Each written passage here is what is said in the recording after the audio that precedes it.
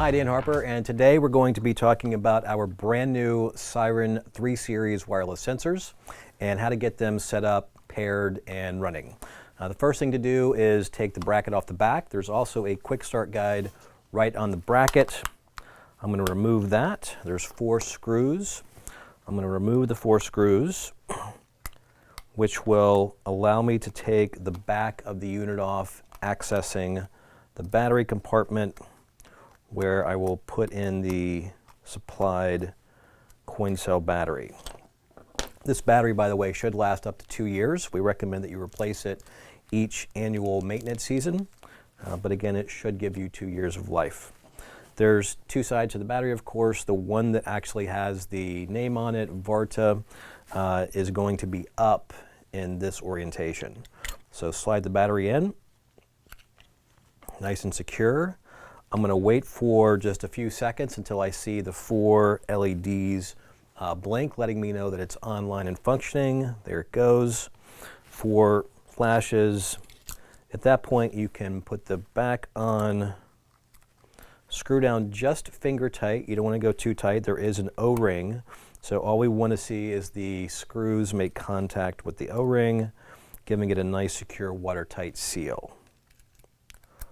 Once you have the back replaced back on the wireless sensor, you want to find a good mounting place wherever you're going to be measuring either the battery or the bilge or any of the 5 different accessories that we have. That will dictate where you actually mount this. When you find that location, each of these sensors, if I pull the quick start guide off, there is an adhesive seal on the back. It also comes with 4 mounting screws. This adhesive seal is extremely strong. You want to wipe it down with denatured alcohol, whatever surface you're going to mount this to. Just be very careful. When you mount it, it's going to want to stay there. So make sure you've thought through where you actually want to mount this when you do. If the adhesive strip is not what you're going to mount with, then the 4 screws are included.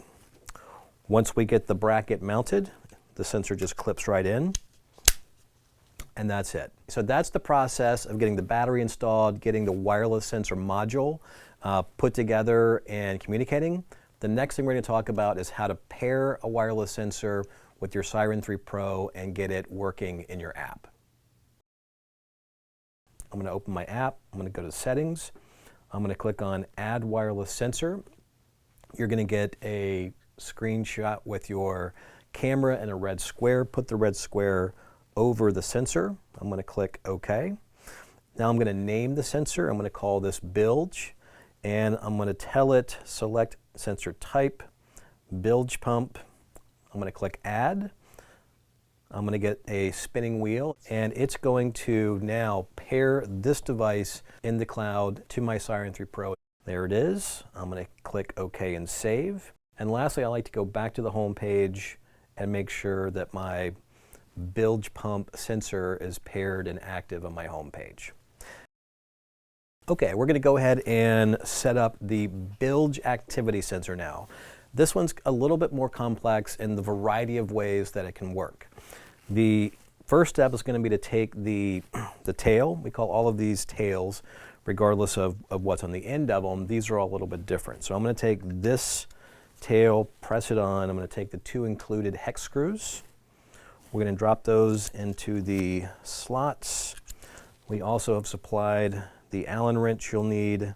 Just finger tight on these. They are all O-ring protected, so we just want finger tight pressure to make sure that those O-rings make contact.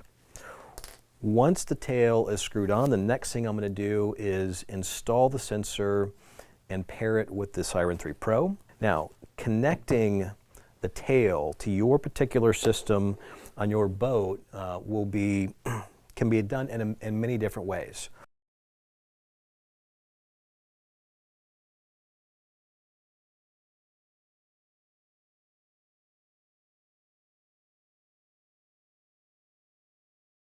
The main thing to consider in your particular installation is where you're going to make the connection.